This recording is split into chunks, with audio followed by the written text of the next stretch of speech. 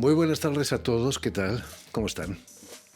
Es evidente que la herencia africana en América Latina es enorme, a pesar de que a menudo no haya podido manifestarse, sobre todo en el terreno artístico.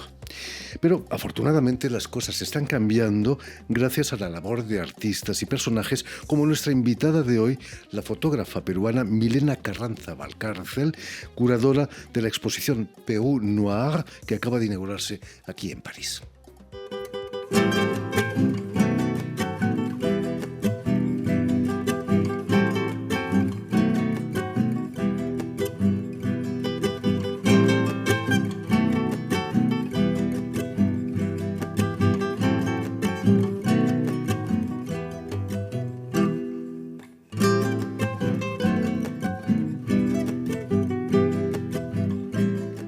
Muy buenas tardes, Milena. Buenas tardes, Jordi. Muchas gracias por la invitación. Es un placer tenerte aquí entre nosotros. Desde hace más de 20 años trabajas por el reconocimiento de la comunidad afroperuana y sobre todo de su tradición artística. ¿Es cierto que fuiste la primera en emplear el término arte visual afroperuano? Sí, todo comenzó con las ganas de compartir lo que había a nivel visual, a nivel arte plástico. Me inspiré de una página web que vi de arte digital africano en la época, cuando el tema de redes sociales comenzó a explotar. Y dije, bueno, ¿por qué no lo afroperuano? Y lo comencé a hacer como parte de mi activismo de la época también. Porque, ¿qué imagen tiene la cultura afroperuana en Perú? No está muy extendida, ¿no?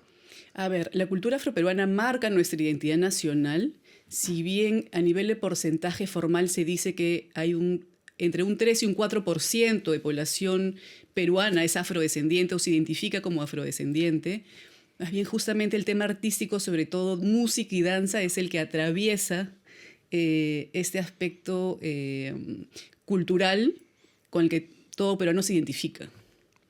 Porque a lo largo de 300 años, los 300 años de la colonia, llegaron a Perú miles de esclavos procedientes de países como Angola, Congo y Guinea. La huella debía de ser mucho mayor, ¿no?, en el terreno cultural. Mira, dicen que en 1600 aproximadamente habían más africanos esclavizados que españoles en Lima capital. Lima como México, Perú como México fueron el centro de las civilizaciones ancestrales en el continente y luego los centros del virreinato español. Por ende hubo más presencia africana también en nuestros territorios, pero por temas de guerras, de enfermedades, de migración, de mestizaje, es que no queda una población tan numerosa como en otros países. Quizás el hecho de ser esclavos también impidió que alcanzaran puestos en la sociedad que era casi totalmente blanca, ¿no? Bueno, claramente. Permíteme que explique a nuestros oyentes que eres licenciada en comunicación audiovisual, pero que también has estudiado fotografía y terapia a través de las artes. La expresión artística puede ser terapéutica para toda la sociedad como la peruana. Quizás mostrar el arte afroperuano puede ayudar a comprender muchas cosas. Es cierto, y lo he visto y lo he vivido particularmente acá en París, en donde todo migrante pasa por la experiencia dura del proceso de establecerse en una nueva sociedad, particularmente cambiando de continente, cambiando de lengua, etc. Y buena parte de la comunidad peruana que ha tenido acceso a la exposición o me ha escrito o me ha dicho qué bien me siento, o sea, qué bien me hace de verme, o sea, lo dicen de manera individual, mismo si son afrodescendientes o no, de verme representado, de ver nuestra comunidad visibilizada de esta forma. Gracias. ¿Sí? Naturalmente, tú no eres afrodescendiente, pero No. quién sabe, ¿no? A lo mejor alguno de tus Según mi tatarabuelos. prueba de ADN, soy 60% indígena y muy feliz de serlo. 20% ibérica, 18% de los Balcanes, me sale un 0,5 a un 5% de Egipto, Arabia Saudita y 0,9% judías que nací. El mestizaje es maravilloso, finalmente. Los cócteles son fantásticos. Pero ¿cuándo empiezas a darte cuenta de la necesidad de dar a conocer esa cultura afroperuana? Al principio, más que la necesidad de darla a conocer, yo vengo de una familia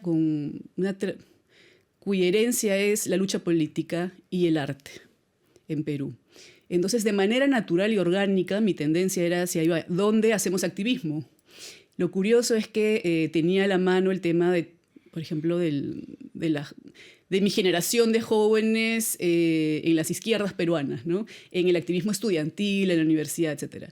Pero lo que me jaló de una manera muy particular es conocer a jóvenes afroperuanos juntándose entre ellos para trabajar por su comunidad. Y de manera natural dije, eso, ahí yo quiero estar, yo quiero aportar a eso, yo quiero ser parte de eso, quiero aprender. La primera en hablarme del movimiento de las Black Panther en Estados Unidos fue mi mamá.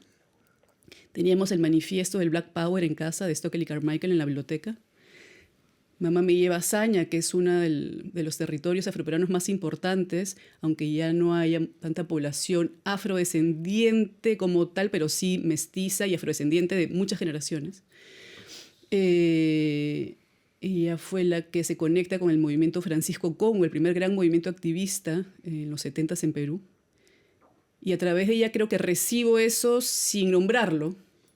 Y también, es cierto, yo hacía danza contemporánea y luego danzas afroperuanas desde adolescente y por ahí me conecto mucho con el tema afrocubano y bueno, y todo se juntó. ¿Cómo fuiste recibida por esas asociaciones afroperuanas, no siendo afroperuana?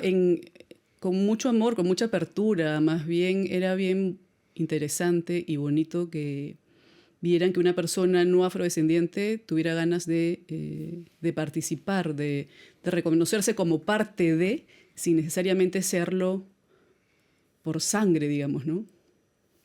Precisamente tu trabajo fotográfico gira en torno a la identidad y las expresiones afroperuanas. Lo has expuesto ya en Washington, en Nueva York, incluso en África, en Bamako, en la capital de Mali. ¿Qué supuso para ti viajar a África, el origen de tantos artistas afroperuanos? Bueno, fue un sueño hecho realidad. Postulé a la Bienal Les Rencontres de Bamako en Mali, que es la bienal más importante de fotografía africana. Cuando llegué, yo casi beso el suelo, dije, estoy en África, no puedo creerlo, qué lindo, qué guau, qué emoción. Lo primero que me dicen al entrar, pasaporte, ¿dónde eres peruana? Ven por acá. ¿En español? No. En francés. No, en francés. Pero claro, como peruana tenía ciertos estigmas. Bueno, más allá de eso, fue una experiencia que me cambió. Estar rodeada, éramos como 80 artistas, en su mayoría claramente africanos o afrodescendientes, y era demasiado el orgullo de poder de regresar a su raíz el arte afroperuano, ¿no? Que viaje de donde nace también. Y además mis fotos que hablan de esa selección era del trabajo que he hecho durante muchos años junto con la familia Bayumbrosio, del atajo de negritos de Amador Bayumbrosio, que es una manifestación, una tradición en toda la costa sur del Perú, que hoy en día ha sido nombrada como Patrimonio Cultural Inmaterial de la Humanidad por la UNESCO. Fantástico. Entonces, esas fotos, estuvieron en el Conservatorio de Música y Danza de Bamako, junto con muchos otros artistas, y entonces los estudiantes de ahí llegaban y lo primero que veían eran esas fotos y yo les pregunté, un día tuve la chance y les dije, ¿de dónde creen que son? De Nigeria, no, del Congo, de Camerún, no, más lejos, Brasil, no, de Perú, ¿qué es el Perú? Me dijeron. Un desconocimiento. Desgraciadamente la situación política en Mali se está degenerando, es terrible, ¿no? Estás al corriente de lo que está pasando allí en Bamako. Sí. Terrible. Sí. En 2018 vas a enterarte aquí en Francia, en Lyon. Pero, ¿qué es lo que te trajo a Francia? Estudiar una maestría. Sí. No fue el amor por casualidad, ¿no? Un poco también. Sí, siempre lo decimos aquí, el amor es la mejor agencia de viajes.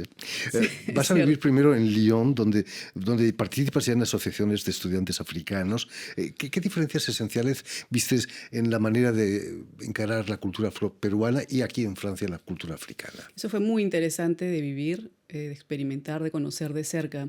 En Perú la problemática es el tema de la identidad de definir esa identidad. ¿Qué significa ser afroperuano? Si la sociedad nos discrimina, somos peruanos, o sea, ¿no? ¿De dónde venimos? Si no hay una estadística concreta, si no hay nombres, si todo fue invisibilizado y borrado, ¿no? Entonces, ¿cómo se construye esa identidad? Es todo un proceso y es toda una lucha. Entonces, la diferencia es que Francia fue país colonizador, ¿no? Entonces acá hay una gran población africana, es la más grande población migrante, y Lyon es una ciudad estudiante. Y tuve la suerte de compartir en este medio y ahí fue directo y fue como, claro, ellos no tienen un problema identitario, su identidad está absolutamente clara. El problema es social, político, económico por una serie de razones, ¿no? Y ellos estaban muy sorprendidos de encontrar entonces estos trazos de su propia historia en lo que yo les contaba, por ejemplo, del Perú, ¿no? O alguna vez que hicimos alguna charla, o también exposición de fotos con ellos o compartir, ¿no? En la actualidad vives aquí en París, donde has desarrollado tu proyecto Perú Decolonial. ¿Qué es exactamente ese proyecto? Perú Decolonial es un proyecto cultural, artístico, que estoy en trámite de inscribirlo como asociación, con el que busco reimaginar la cultura peruana en Francia, ¿no? Como peruanos acá vemos que nuestra cultura se vehicula desde clichés, estereotipos, y muchas veces son otros los que hablan por nosotros, ¿no? Entonces el objetivo es darnos las voces a nosotros y en todas nuestras diversidades, ¿no? Entonces, eso. Quizás me hablabas de la música, la danza. En Perú el cajón es el instrumento nacional casi. Sí. Pero es de Patrimonio Cultural de la Nación, declarado por el Ministerio. ¿De origen africano? No, de origen afroperuano. Afroperuano. Es lo más bello. O sea, en Perú en un momento, ¿sabes? La interdicción de tocar el tambor, porque hubo tambores, hubo hasta balafón. Y el Museo Afroperuano de Saña es una labor increíble para salvaguardar esos instrumentos perdidos que ellos han recuperado muchos. Entonces, ante la falta del tambor, ¿cómo es la memoria?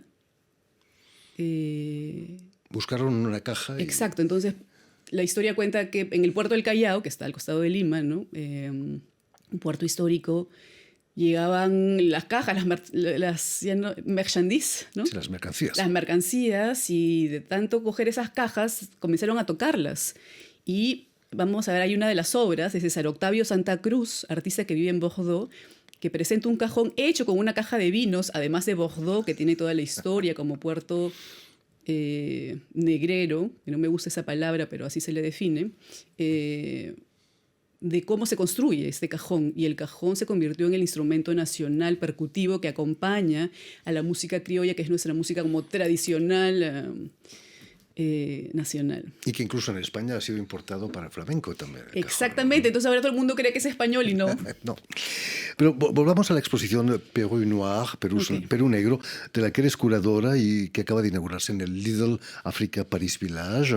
Es cierto que es fruto de 10 años de trabajo. ¿Tanto te ha costado?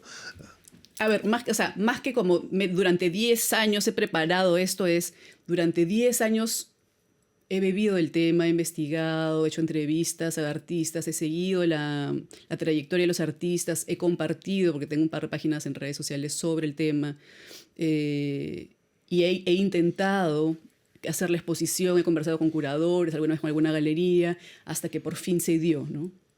Entonces, me hablabas de uno de los artistas que expones, que es Amador Chebo Valumbrosio, sí. que además es director musical, director artístico de la orquesta de un circo en Perú, ¿no? La Tarumba, que cuenta con más de 40 años de existencia, pero no es un circo afroperuano, me decías, ¿no? Es un circo peruano y se reivindica la identidad peruana, y como parte de esa identidad está la presencia afroperuana trascendental gracias a la presencia de Chebo y de algunos de sus hermanos que han estado ahí, como Pudi, como Roberto, como Camilo, como Pichío, que han rotado, ¿no? Algunos continúan, o sus hermanas también, Maribel, etc. No podemos mencionar a todos los artistas que componen la exposición, pero ¿destacarías alguno en especial? Yo puedo nombrarlos rápidamente a todos. Por supuesto. Para honrarlos acá. Son Amador Chebo Valumbrosio, Angie Cienfuegos, Carlos Alberto Ostolaza, César Octavio Santa Cruz, Dede Mandros, Herbert Rodríguez, Jesús Sosa Lozada, Joan Ente Jiménez Suero, Patricia Romano Curo, Roberto Chévez, Octavio Santa Cruz Urquieta y William Córdoba. Al mismo tiempo, Carlos Alberto Ostolaza desgraciadamente nos dejó no hace mucho, no este año. Sí. ¿Pudo ver la exposición realizada o no? Bueno, todos estos artistas, salvo César Octavio Santa Cruz, viven en Perú. o por lo menos no viven en Francia. Joan vive en Miami, Angie está en España, Jesús está en México. Carlos Alberto Ostolaza, y es bonito mencionarlo, ha sido el marido de mi madre durante 30 años. No me gusta la palabra padrastro, me gusta más en francés beau-père. Y él es un pintor afroperuano que toda la vida se reivindicó que era del Carmen de Chincha, que es uno de los distritos más reconocidos afroperuanos en el país, de donde también es Amador Cheo Bayumbrosio. Y porque su abuela era de Tambo de Mora, uno de los pueblos que forma parte de ese distrito, y él toda la infancia iba para allá. Él creció en Barrios Altos, es un barrio emblemático en Lima, y si bien su pintura, siempre digo esto, es más reconocida por personajes oníricos, expresivos, cosas bien complejas, formatos más grandes, también hacía cosas figurativas y particularmente afroperuanas. Su sueño era exponer en París, y yo se lo he logrado. Él falleció hace casi 2 meses ya. Y me regaló este retrato que decidí exponer en la exposición, que es sencillísimo, pequeño, bellísimo, y que él llamó, ahí está escrito, Negro Libre. ¿Cuáles serían los rasgos comunes del arte afroperuano? Quizás su exuberancia cromática, la fuerza, la intensidad. No, creo que es más que eso, ¿no? Y es importante, ya que lo mencionas, explicar esto, ¿no? ¿Por qué la trascendencia de hablar del arte visual afroperuano? Porque toda la vida en Perú, lo afroperuano en el arte ha sido ligado a la música y a la danza, que son expresiones maravillosas, riquísimas, trascendentales, que nos han marcado como identidad, pero que sin embargo siguen invisibilizando otras manifestaciones afroperuanas en el arte, e incluso estereotipándolos como los que tienen que bailar y danzar de manera alegre para entretener a todo el mundo, y no es así, ¿no? Entonces, incluso yo en esa exposición lo he recomprobado. La gente te dice, ya, pero ¿y dónde está la música? ¿Perdón? ¿Por qué tendría que haber música? Le digo, si fuera una exposición de Picasso estarías pidiendo que haya un concierto. Claro, en el Finissage lo hemos hecho, pero a propósito no puse como música afroperuana con cajón o algo en el Vernissage, para que la gente se concentre en la pintura, en la foto, en la serigrafía, en la abstracción, en la metáfora, en lo simbólico, ¿no?